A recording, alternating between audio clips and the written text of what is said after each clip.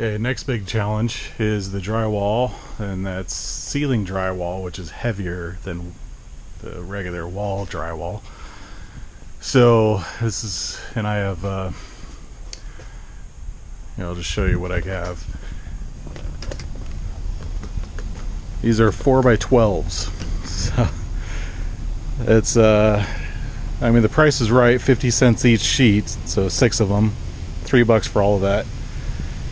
And it's just going to be a challenge and heavy. So I was going to just do like in sections and try to get one piece at a time. One of the challenges is I can't just measure it and it'll slap right on there. I have to get around this thing, cut a little notch, figure out how long I need that, and then up here it's a little tricky too, is I have to get around this thing and also that brace up there, so there's like a couple notches. As long as I get the length right, I think this side is just straight on up and down. And a little trick I'm going to try is you can do these, there's a guy that shows this trick. I'll put the link down below, but it's really handy with drywall, especially ceiling. Something like this was what I was talking about. Piece of board, you could put one screw through, get the drywall high enough, and then you just go like that. You can watch the other video that I was talking about, but that's the basic idea. Have a little piece of board or metal or something to hold it up, kind of wedge the board up into, and then have this board on standby. Put it right in there. It'll give you some support. You could do pieces of wood like this up here or whatever, so right when you get up there you switch it over and it'll hold it up long enough just to screw in. It'll save you from getting a drywall lift or 2 people. You could do it by yourself. So I'm going to try that concept with this. So I have this first piece cut out with all the measurements, the little nooks, and so as soon as I get this fit in there, if it works, then I'll just set it right on top of the next one, trace it out. Alright, I wish I could record this. I kind of don't want to record it, but because this is difficult. This is my first time. I'll probably mess up, but this is kind of the idea. I got this further up there. At least to that point, this is almost too heavy, but I can manage with little efforts at a time.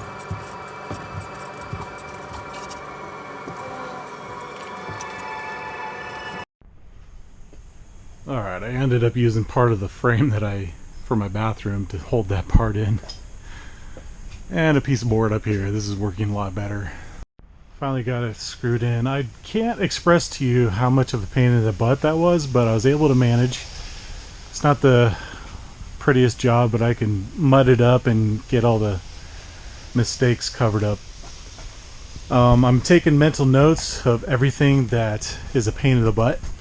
And the materials that we're still using, that we've used for years, number 1, fiberglass insulation is not the future.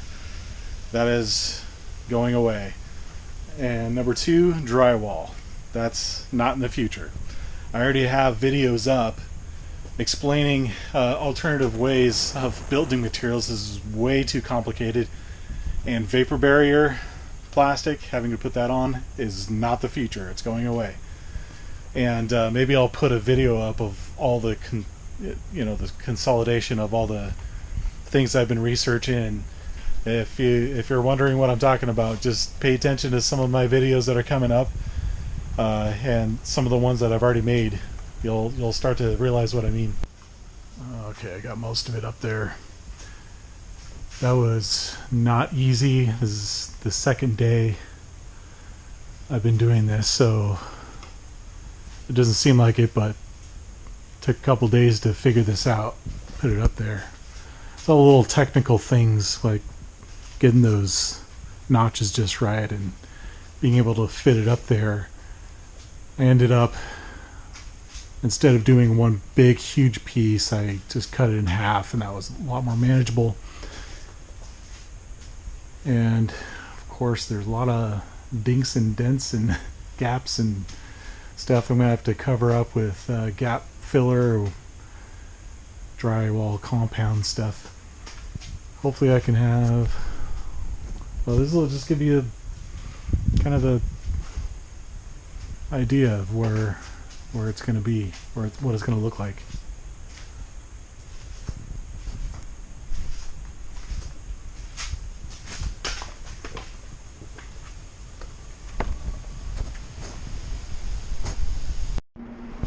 Okay, on these end pieces, I kind of forgot that there is no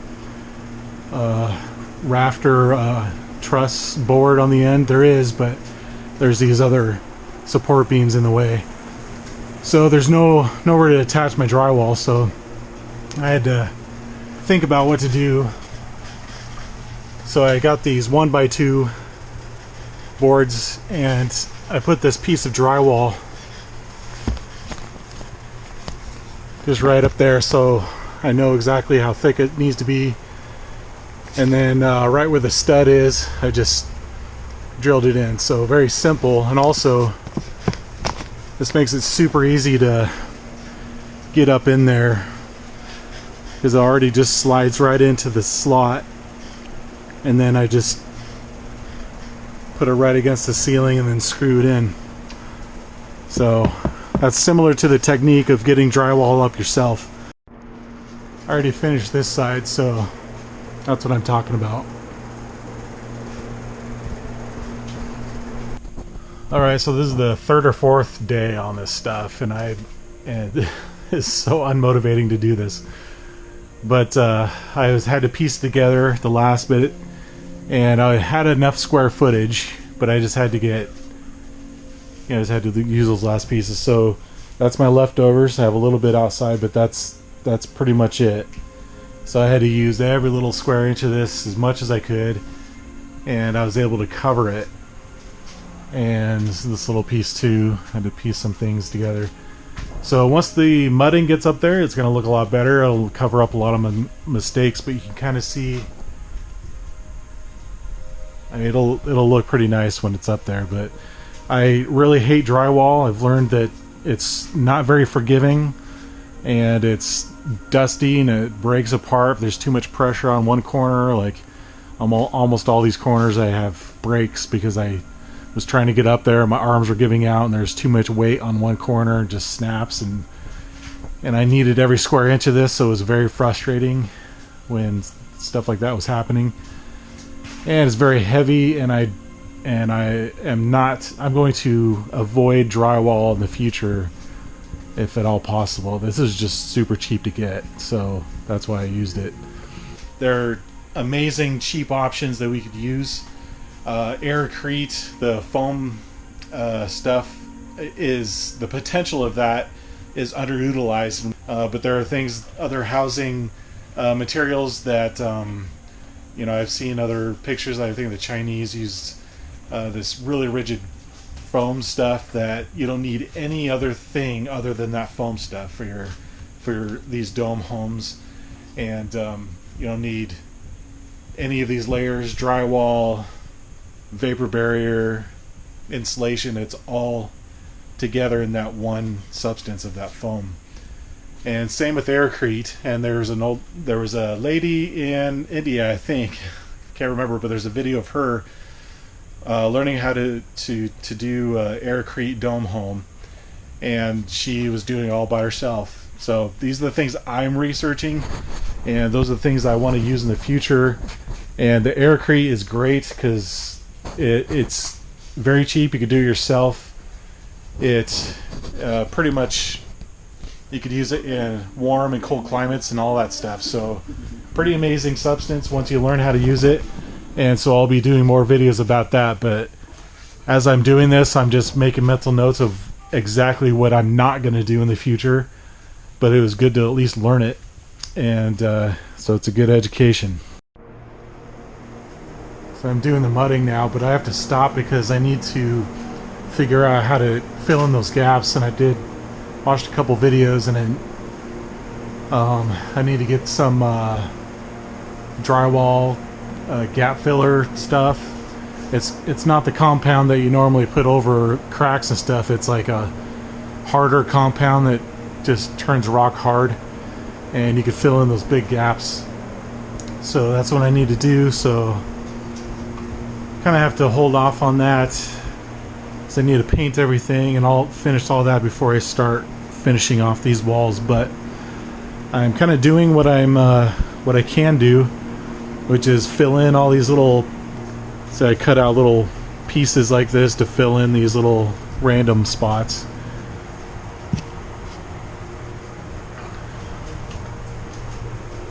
So little broken off pieces that fit pretty well in there.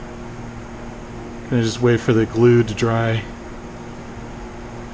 And I got all the boards to the level of the wainscoting. So I'm just kind of brainstorming of what I can keep working on while I'm waiting for the other stuff. I'm kind of thinking from now on it's going to be pretty quick.